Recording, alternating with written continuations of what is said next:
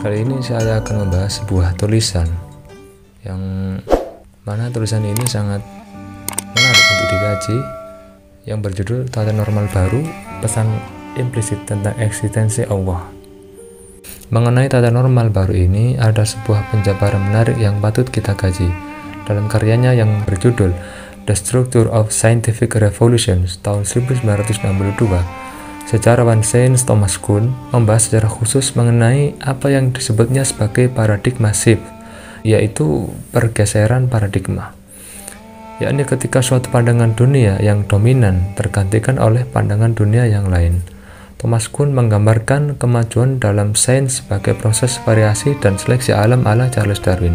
Salah satu contoh paradigma shift di dunia yang pernah mengoncang kemapanan teori global saat itu adalah teori heliosentris. Teori heliosentris yang menjelaskan bahwa bumi merupakan bukan pusat tata surya tentu membuat sebuah guncangan besar pada tatanan normal yang saat itu sudah berabad-abad dianut oleh bangsa Eropa, bahkan dunia pada umumnya.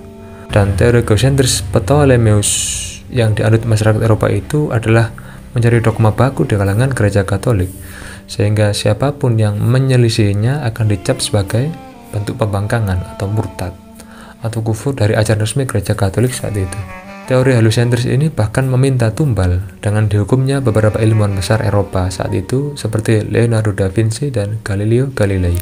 Dikisahkan bahwasannya berbagai riset yang dilakukan oleh Galileo mengarahkan dia menjadi penasehat bagi penelitian yang dilakukan oleh astronom Polandia, yakni Nicolaus Copernicus, yang mana hasil penelitian Copernicus tersebut ternyata menunjukkan bahwa matahari lah yang menjadi pusat tata surya.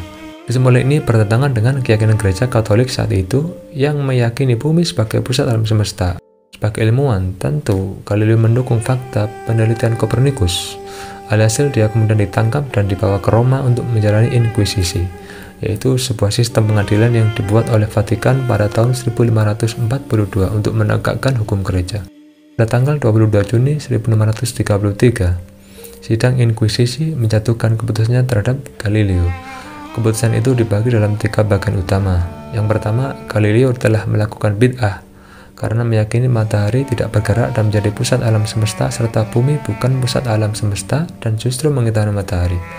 Gereja Katolik memerintahkan Galileo untuk mengharamkan, mengutuk, dan membenci teori tersebut. Yang kedua, Galileo dijatuhi hukuman penjara dan dia kemudian menjalani status tahanan rumah seumur hidup.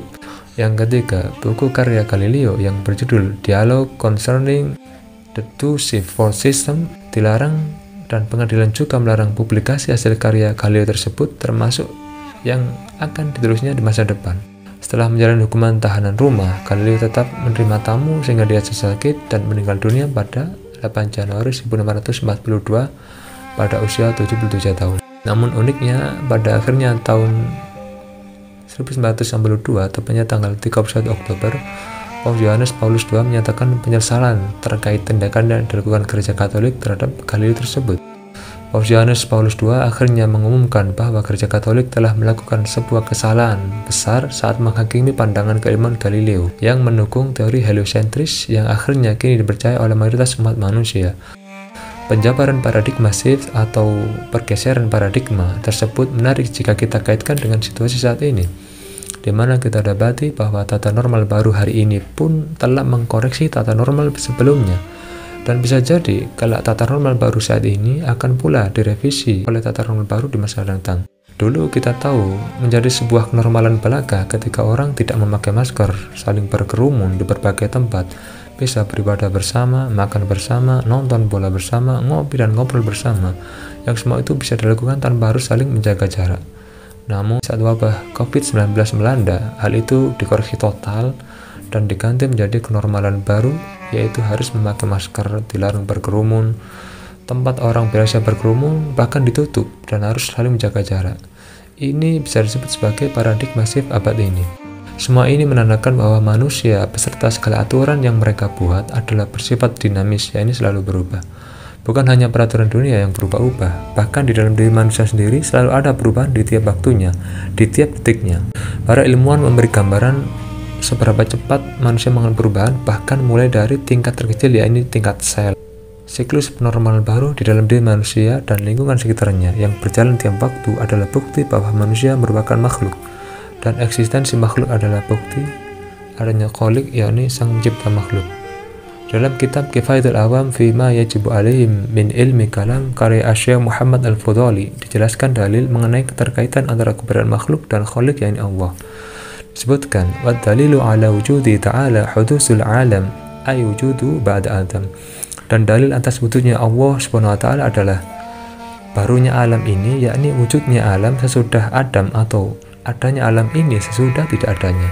Tubuh manusia, lingkungan, dan semua yang ada di alam semesta ini setiap saat secara berkala selalu diperbaharui. Dan pembaharuan itu akan diperbaharui oleh pembaharuan berikutnya. Artinya, kenormalan di suatu waktu akan direvisi oleh kenormalan lain di waktu selanjutnya. Dan pembaharuan ini akan mengalami pembaharuan lagi, dan pembaharuan yang berkesinambungan ini adalah sifat khas dari makhluk yang senantiasa diperbaharui secara berkesinambungan, atau dalam bahasa Arab adalah tasalsul. Maka makhluk dalam ilmu kalam atau akidah disebut sebagai hadis, yakni yang memiliki arti bersifat baru.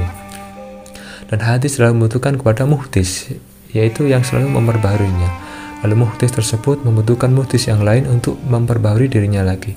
Maka dapat disimpulkan bahwa alam ini pasti memiliki muhdis.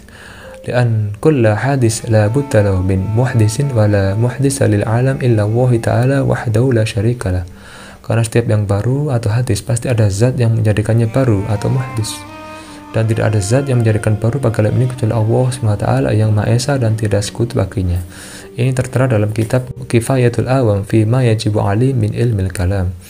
Walhasil, fenomena tata normal baru akibat pandemi wabah COVID-19 ini bisa dikategorikan sebagai paradigma shift abad ini. Dan ibrah terpenting dari fenomena tata normal itu adalah bisakah kita membaca pesan tersirat yang diselipkan Allah Subhanahu wa taala di baliknya, bahwasanya alam semesta yang terangkum dunia makrokosmos dan mikrokosmos di dalamnya adalah makhluk, dan makhluk membutuhkan Khalik, yakni pencipta yang menciptakan mereka. Ini adalah contoh dalil akli yang diselipkan oleh Allah Subhanahu wa taala kepada kita untuk memperkuat argumentasi kaum beriman dalam menyatakan kewujudan atau keeksistensian Allah Subhanahu wa taala di alam semesta ini, dan menolak paham orang-orang ateis menyatakan bahwa Tuhan itu tidak ada atau Tuhan telah mati.